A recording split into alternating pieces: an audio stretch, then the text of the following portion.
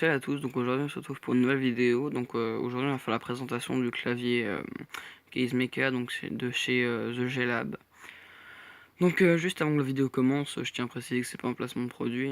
Je pourrais pas... The G-Lab n'a aucun intérêt à m'envoyer des claviers, etc. Vu les abonnés que j'ai pas... Ils ont aucun intérêt, donc voilà.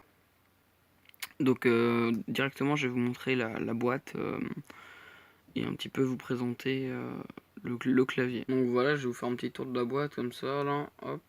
Donc ce qu'il faut savoir sur ce clavier, c'est que c'est du coup un clavier mécanique à Blue Switch qui est rétroéclairé. Donc voilà.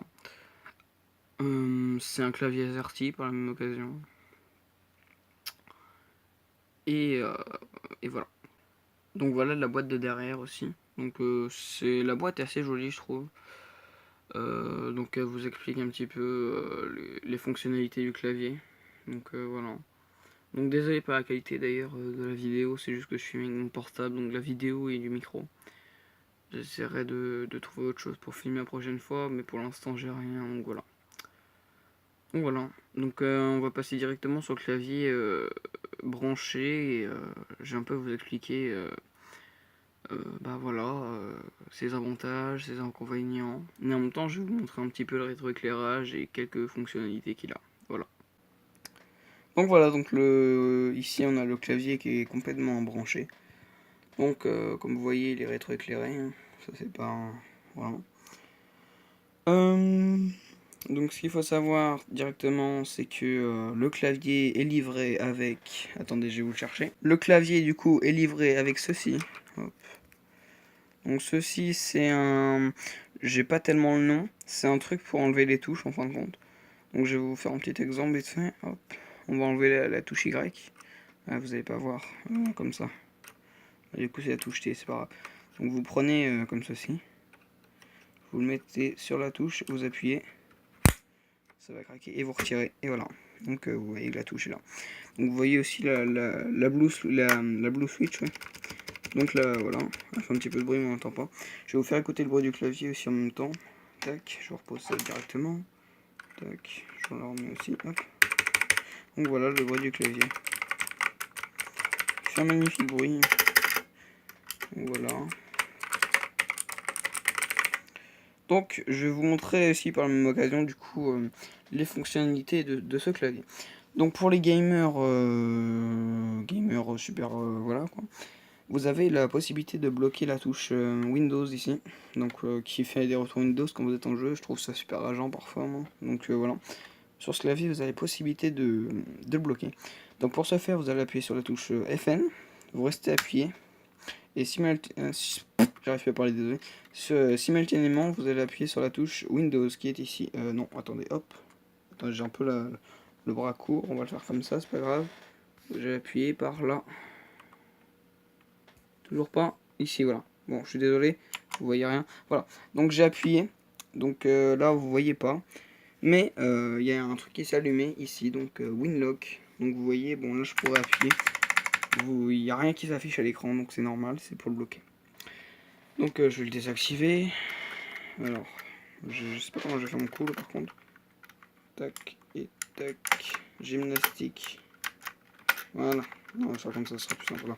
Je me fais chier depuis tout à l'heure, mais je suis un peu con aussi. Voilà. Du coup, je vais vous montrer aussi les autres fonctionnalités. Donc pour le rétroéclairage. Donc pour le rétroéclairage, c'est pareil, vous allez utiliser la touche FN et les 6 touches qui sont ici, donc c'est celle-là. Donc par exemple, on va appuyer sur celle-là en premier. Vous voyez que ça fait un serpentin, donc ça c'est stylé.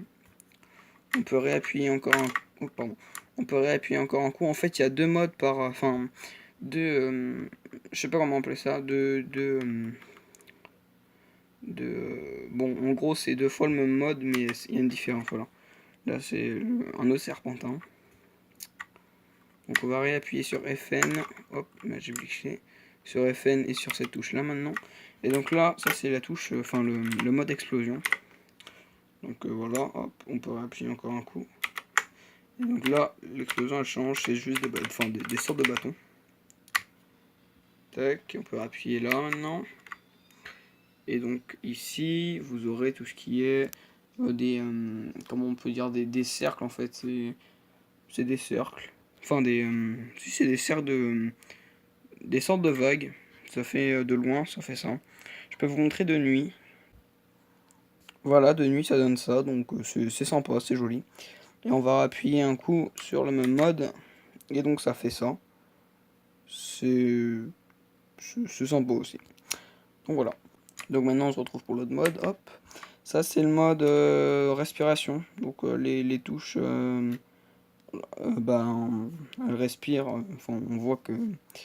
On va mettre de nuit aussi si vous voulez. Donc voilà, de nuit ça donne ça. Vous voyez que les touches diminuent en luminosité et remontent. Voilà. Donc on va changer de mode. Hop. Fin. Fin. Donc voilà, là c'est un mode qui est super, enfin c'est super important.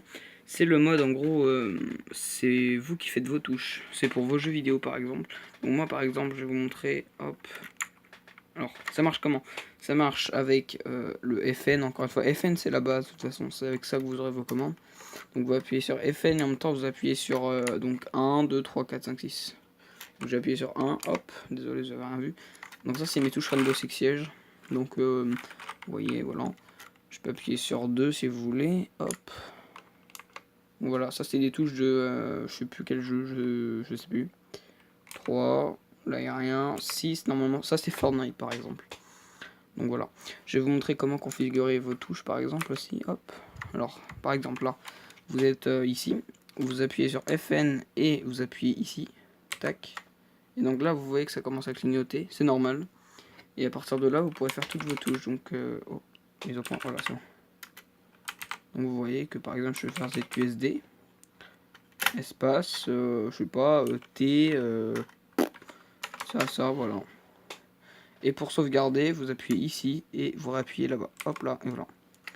Tout simplement. Et pour le dernier mode, donc vous cliquez là, et donc ça c'est le à mémoire de, bah c'est à mémoire en fait, c'est voilà, ça ça, ça met en valeur en fin de compte les touches que vous avez utilisées.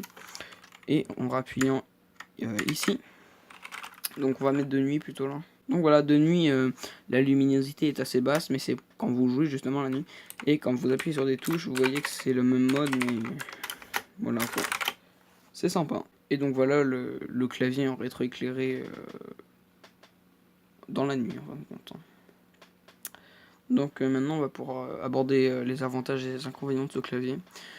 Donc comme avantage, c'est un clavier mécanique à Blue Switch. Donc c'est pour ceux qui aiment le bruit, c'est magnifique. Enfin, vous êtes au paradis. Donc voilà. Vous avez aussi les touches qui s'enlèvent, donc comme je vous ai montré un petit peu précédemment. Vous avez le prix. Le prix est très très très abordable, comme vous aurez vu dans le titre normalement. Il est autour des 45, des 45 € ou 50 €, ça dépendra des sites. Personnellement, je l'ai payé, il me semble que c'était 49,99 moi. Donc voilà. Comme autre avantage, c'est qu'il est super costaud. Je vous ai pas montré, mais c'est du métal, le tour. C'est une sorte de métal en tout cas. Et en disant ça, on peut aborder un inconvénient, c'est que il est facile à rayer. Donc bon, je vous fais confiance, mais voilà, il se raye facilement. Moi, j'ai pas de rayures, je pourrais pas vous en montrer pour le coup, parce que voilà, mais il se raye facilement. Comme autre avantage, il y a le rétroéclairage, donc les modes du rétroéclairage, c'est assez pratique, ça je trouve. Et les touches qui sont super sensibles, donc c'est assez pratique pour les jeux vidéo, ça.